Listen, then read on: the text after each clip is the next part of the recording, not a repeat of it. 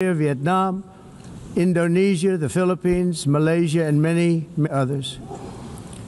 Likewise, in a period of just 7 months, I have ended 7 unendable wars. They said they were unendable.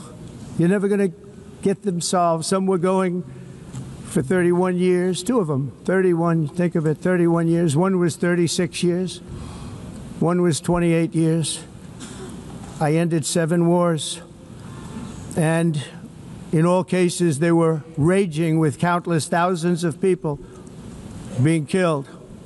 This includes Cambodia and Thailand, Kosovo and Serbia, the Congo and Rwanda, a vicious, violent war that was, Pakistan and India, Israel and Iran, Egypt and Ethiopia, and Armenia and Azerbaijan. It included all of them. No president or prime minister, and for that matter, no other country has ever done anything close to that. And I did it in just 7 months. It's never happened before. There's never been anything like that. I'm very honored to have done it. It's too bad that I had to do these things instead of the United Nations doing them.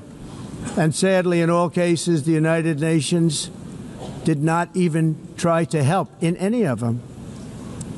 I ended 7 wars, dealt with the leaders of each and every one of these countries, and never even received a phone call from the United Nations offering to help in finalizing the deal.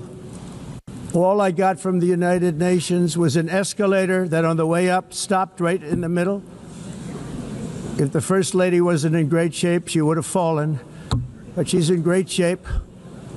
We're both in good shape. We both stood. And then a teleprompter that didn't work. These are the 2 things I got from the United Nations, a bad escalator and a bad teleprompter. Thank you very much. And by the way, it's working now. It just went on. Thank you. I think I should just do it the other way. It's easier. Thank you very much. I didn't think of it at the time because I was too busy working to save millions of lives. That is the saving and stopping of these wars. But later I realized that the United Nations wasn't there for us. They weren't there. I thought of it really after the fact, not during these negotiations, which were not easy. That being the case, what is the purpose of the United Nations? The UN has such tremendous potential. I've always said it. It has such tremendous, tremendous potential, but it's not even coming close to living up to that potential. For the most part, at least for now, all they seem to do is write a really strongly worded letter and then never follow that letter up. It's empty words, and empty words don't solve war. The only thing that solves war and wars is action.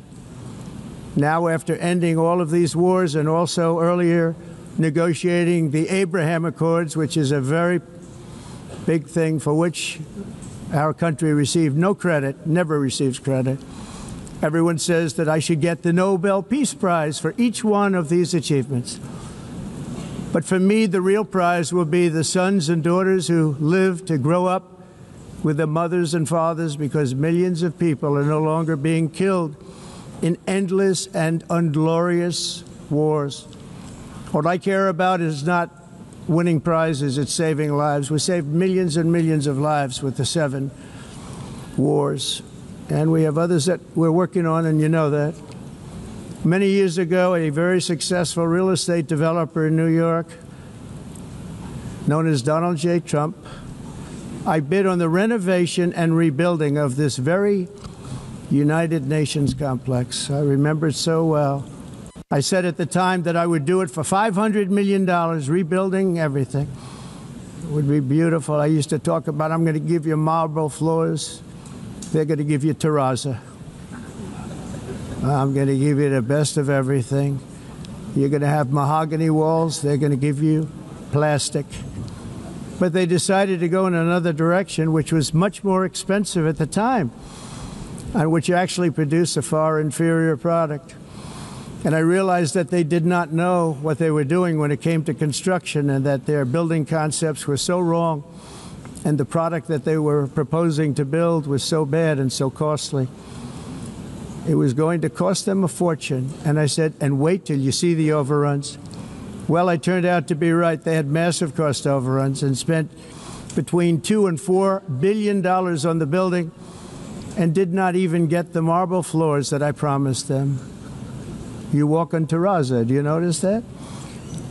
As far as I'm concerned, frankly, looking at the building and getting stuck on the escalator, they still haven't finished the job. They still haven't finished. That was years ago. The project was so corrupt that Congress actually asked me to testify before them on the tremendous waste of money, because it turned out that they had no idea what it was, but they knew it was anywhere between $2 and $4 billion as opposed to $500 million with a guarantee. But they had no idea, and I said it cost much more than $5 billion. Unfortunately, many things in the United Nations are happening just like that, but on an even much bigger scale, much, much bigger. Very sad to see. Whether the UN can manage to play a productive role, I've come here today to offer the hand of American leadership and friendship to any nation in this assembly that is willing to join us in forging a safer, more prosperous world. And it's a world that we'll be much happier with. A dramatically better future is within our reach. But to get there, we must reject the failed approaches of the past and work together to confront some of the greatest threats in history. There is no more serious danger to our planet today than the most powerful and destructive weapons ever devised by man, of which the United States, as you know, has many. Just as I did in my first term, I've made containing these threats a top priority, starting with the nation of Iran. My position is very simple. The world's #1 sponsor of terror can never be allowed to possess the most dangerous weapon. That's why, shortly after taking office, I sent the so-called Supreme Leader a letter making a generous offer. I extended a pledge of full cooperation in exchange for a suspension of Iran's nuclear program. The regime's answer was to continue their constant threats to their neighbors and U.S. interests throughout the region and some great countries that are right nearby.